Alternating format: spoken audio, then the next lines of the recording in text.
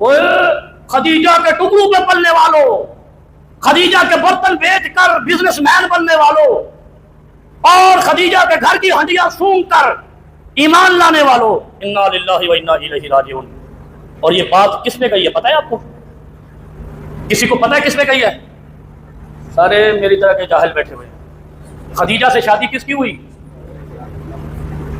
تو یہ مسلمان رہا؟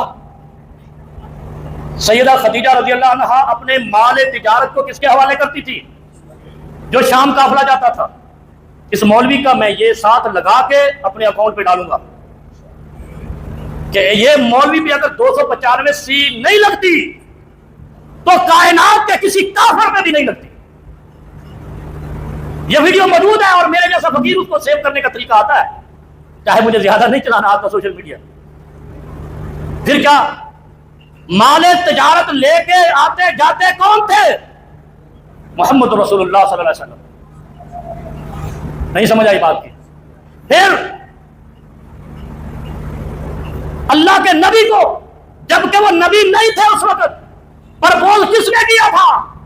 سیدہ خدیجہ رضی اللہ عنہا نے۔ ایسے ہی ہے نا؟ تو جب یہ ان کا محبت کا رشتہ تھا، پرپوز اس لیے کیا تھا کہ محمد رسول اللہ صلی اللہ علیہ وسلم ایماندار دیانتدار تھے، جو حساب ہوتا تھا کلیئر کرتے تھے۔ تو یہ ان کا ملوانا یہ کس پہ ہٹ کر رہا ہے؟ گویا یہ پتہ چلا کہ یہ لوگ محبت حسین کے اندر منکر رسالت مآب بھی ہیں، اور جو رسول اللہ صلی اللہ علیہ وسلم کی اس قدر توہین کرے اس پہ 295 سی کیوں نہیں لگتا؟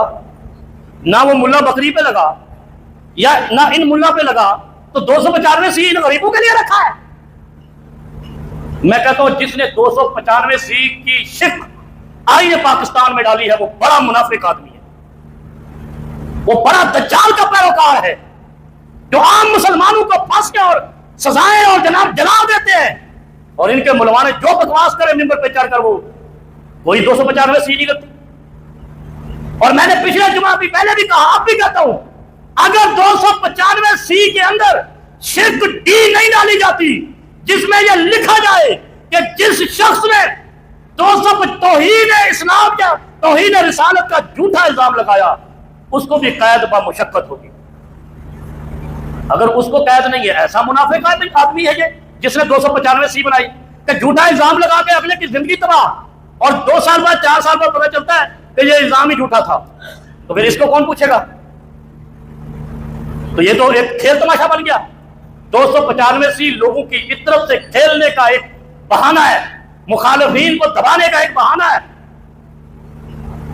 جب تک اس میں شرک ڈی ڈال کر یہ لکھا نہیں جاتا کہ جھوٹا الزام لگانے والے کو بھی 10 سال قید ہوگی اور قید با مشقت ہوگی اور اتنا جرمانہ ہوگا، اور پھر میں دیکھتا ہوں گویا کہ پھر پاکستان میں یقین جانیے، میری اللہ کی ذات پہ بڑا یقین ہے کہ پاکستان میں آپ کو یہ لوگ ملیں گے نہیں کہ جن کے بارے میں کہا جائے گا کہ اس نے توہین رسالت کی ہے۔ ڈر جائیں گے لگانے والے، بھائی ہم پکڑے گا تو مارے گے۔ اب تو اگر کسی کا مشارکت چل رہی ہے، کاروباری لین دین چل رہا ہے، وہ الزام لگا دیتا ہے، چلو اس کی صفائی ہوگی، میرا کاروبار بن گیا۔ کیسا کوئی منافق آدمی تھا جسے 295 سی گھڑی ہے؟ اور پھر جب بات کرو تو یہی ملوانے چیخ چیخ کر کہتے ہیں دیکھو یہ اسلام کے خلاف بات کر رہا ہے، وہ تمہارے گھر کی لونڈی نہیں ہے، یہ اسلام یہ مدینے والے تاجدار کا ہے، تم نے مدینے والے تاجدار کی شخصیت کو مجروح کیا ہے، اس طرح کے قانون بنا کر لوگوں کی زندگیوں سے کھیلا ہے۔ میں نے ایک ماں کو دیکھا، وہ رو رہی ہے، باپردہ خاتون ہے، مسلمان خاتون ہے، کہہ رہی میرا بچہ چھوٹا ہے، وہ جیل میں ہے۔ کیوں جیل میں ہے؟ اس پہ توہین رسالت کا الزام لگا دیا۔